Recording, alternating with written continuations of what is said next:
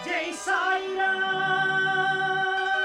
मुझ पर विश्वास रखिए, सब अच्छा होगा। सर्वे जना सुखिनो भवन्तु।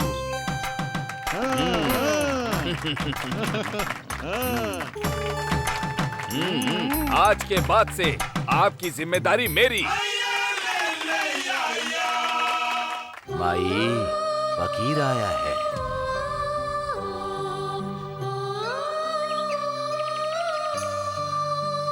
बाबा,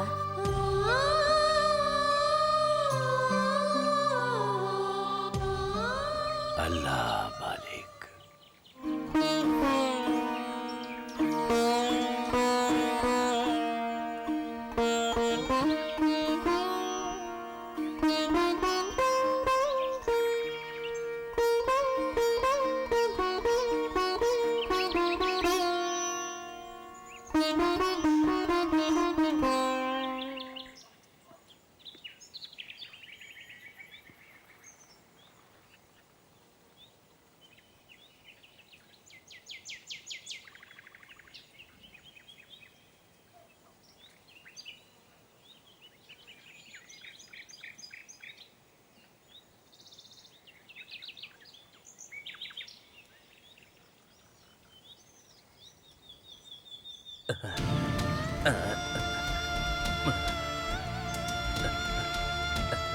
ऐसे ही चले जाओगे तो भूख कैसे मिटेगी? किसी ने मुझे खाने के लिए कुछ नहीं दिया। अब मैं क्या करूं भाई? भूख और बर्दाश्त नहीं हो पा रही है। रुक जाओ, ये 2 रोटियां खा लेना। तुम्हें दी गई रोटी तुम मुझे दे रहे हो। तुम्हें भूख लगेगी तो क्या करोगे? मेरी भूख को छोड़ो, तुम इसे खा लो। एक तो मैं वैसे ही उस फकीर के बारे में सोच सोच कर पागल हुआ जा रहा हूँ, ऊपर से तुम दोनों की बेवकूफी जले पर नमक छिड़कने का काम करते हो। देखो शर्मा जी, आप क्या करेंगे मुझे पता नहीं, लेकिन मैंने आपको अपने सिर पर बिठा लिया है। मेरी इज्जत आपको बचानी है। मुझे यहाँ लाकर अपने सिर पर बिठाया, यानी मुझे सहन कर पाना इतनी मुश्किल की बात है? हाँ? वैद जी, हमारे भाटिया जी इतने कष्ट में हैं कि वो क्या बोल रहे हैं उन्हें पता नहीं चल रहा। आप अपने काम में लग जाइए, वरना हमारे मालिक की जिंदगी एकदम नरक से बदतर हो जाएगी। वैद जी। ये करकट शर्मा केवल एक वैद्य ही नहीं, बल्कि पंडित की तरह सोचने वाला एक पंडित भी है। सुनिए भाटिया जी, अपने दक्षिण कान को पूर्व की दिशा में मोड़िए। ये पैसे मांगने वाला है क्या? कान को नजदीक लाइए।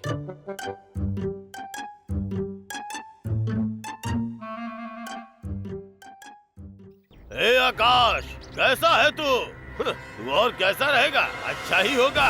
इस दुनिया में चल रहे पाप को देखकर अनदेखा करता है, अनजान बनता है, अपना मुंह फेर लेता है, मौन रहकर और शून्य बनकर गंभीर बना रहता है। तू और कर भी क्या सकता है?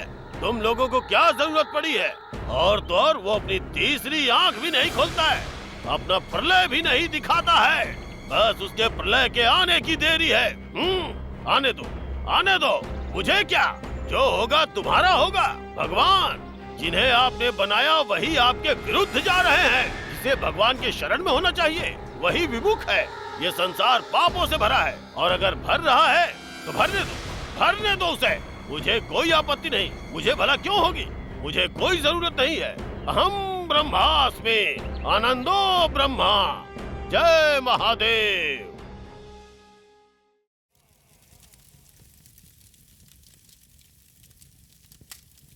शिरडी जय साईं राम।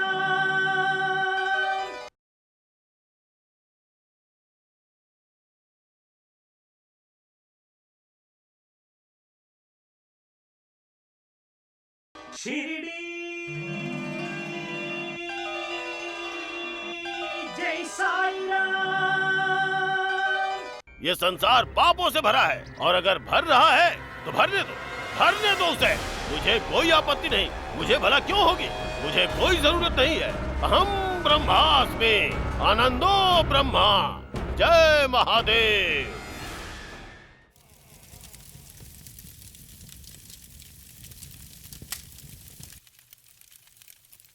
अगर इसे इनकार कर देंगे तो फिर कोई समस्या नहीं होगी।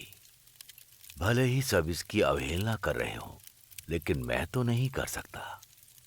अच्छा बुरा सब मेरा ही है। उन दोनों को देखने की जिम्मेदारी मेरी ही है। संसार हमेशा एक जैसा नहीं रहता।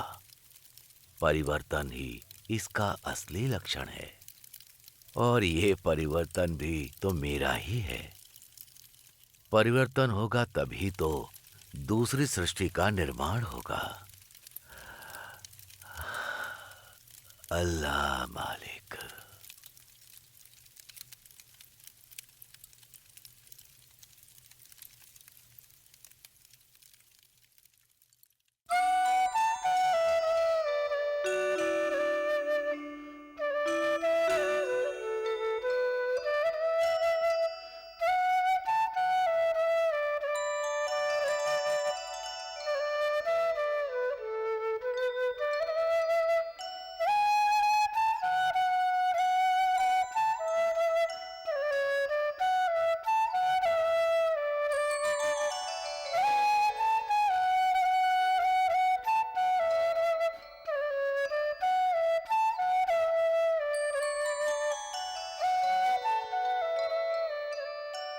माई,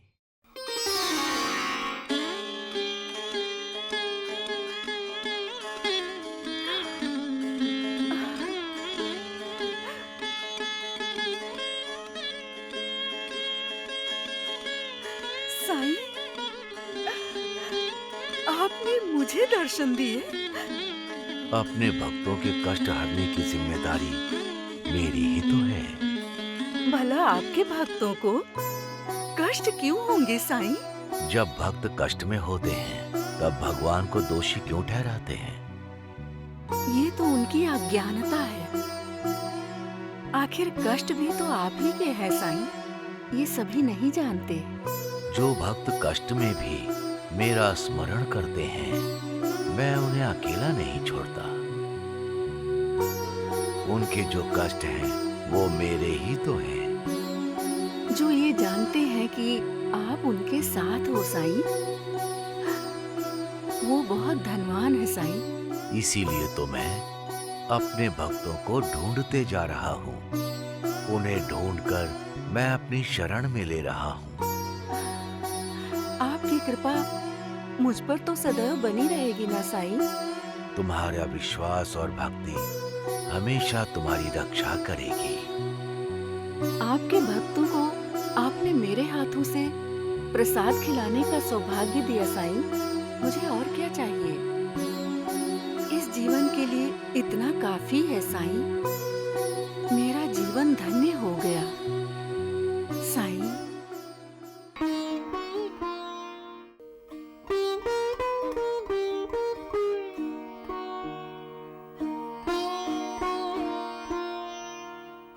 शिरडी जय साईं राम।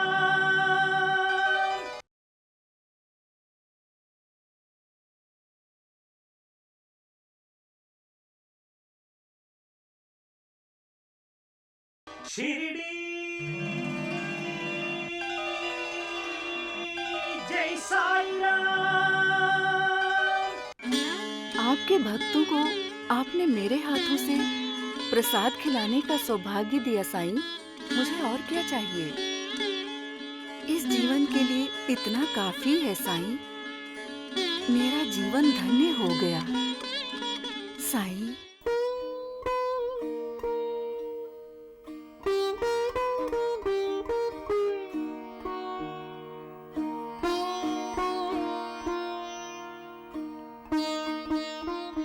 साईं, साईं, साईं, साईं।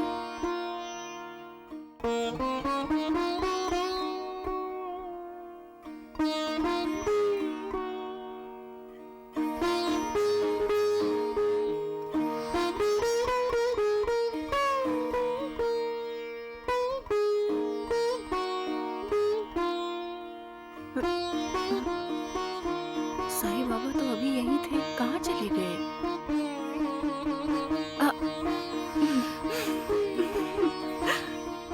साईं, आप इस रूप में आकर मुझे दर्शन देकर गए हो।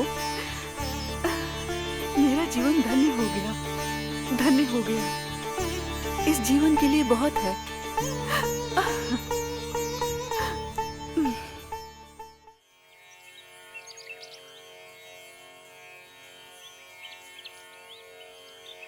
मानव अपने उद्धार होने के लिए बहुत तप किए जा रहा है।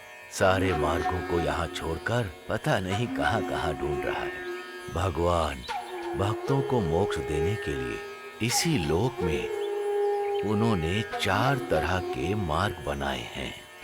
मोक्ष को प्राप्त करने का कोई विशेष स्थान नहीं है। मोक्ष को तो हम ऐसे ही जीते हुए अपने बीच पा सकते हैं। इस तरह मोक्ष को प्राप्त करने वाले भक्त इस लोक में अनगिनत हैं। उस भगवान ने भक्तों को 4 तरह के मोक्ष मार्ग देकर अनुग्रहित किया है। पहला वाला है सारूप्यम, भगवान के रूप को प्राप्त करना। दूसरा है सामीप्यम, मतलब भगवान की शरण में रहकर भगवान की पूजा करना। तीसरा है सलोक्याम। सलोक्याम का अर्थ है भक्त उनके लोक में जाकर उनमें लीन हो जाते हैं। चौथा है साउज्यम। साउज्यम का अर्थ है ना भगवान भिन्न है ना भक्त उनसे भिन्न है, भगवान में ही भक्त समा जाते हैं। मोक्ष को तो हम यही प्राप्त कर सकते हैं। भगवान को पूजने के लिए हमें उनकी तरह स्वयं को बदलना होगा। उनके रूप को प्राप्त करके उनकी सेवा करनी चाहिए। यही है सारूप्यम मोक्ष का एक लक्षण।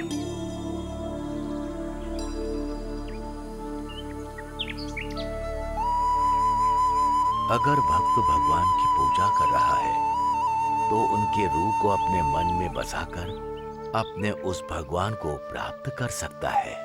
इस रूप को ही सारूप्यम कहते हैं। यही सारूप्यम मोक्ष भी है। भक्त भगवान का चिंतन करते हुए उनके रूप को प्राप्त करता है। ये भी सारूप्यम मोक्ष का एक लक्षण है। भगवान की कब और कैसे पूजा करें? भगवान को अपने पास रखकर सामने रहकर उनकी पूजा करें। जब हम मन में बसाकर अपने भगवान की पूजा करते हैं वो सामीप्यम मोक्ष है। इसलिए भक्तों को अपने भगवान से आसक्ति हो जाती है। 4 भक्त एक स्थान पर होने से भगवान के विषय की ही बात करते हैं, भगवान का भजन करते हैं। ये लोक त्याग कर उनके लोक में लीन हो जाते हैं। इस लोक को छोड़कर उस लोक में लीन होने को ही हम सामीप्यम मोक्ष कहते हैं। ये सारा संसार भगवान का रूप है। भक्त को उनके ही संसार में रहकर उनकी पूजा करनी चाहिए। इस लोक में होना ही यानी उनमें ही होना है, और उनमें होना यानी उनके साथ मिल जाना। यही सामीप्यम मोक्ष होता है। इन 4 मोक्षों को भक्त यहीं रहकर प्राप्त कर सकते हैं। बाबा बाबा बाबा बाबा बाबा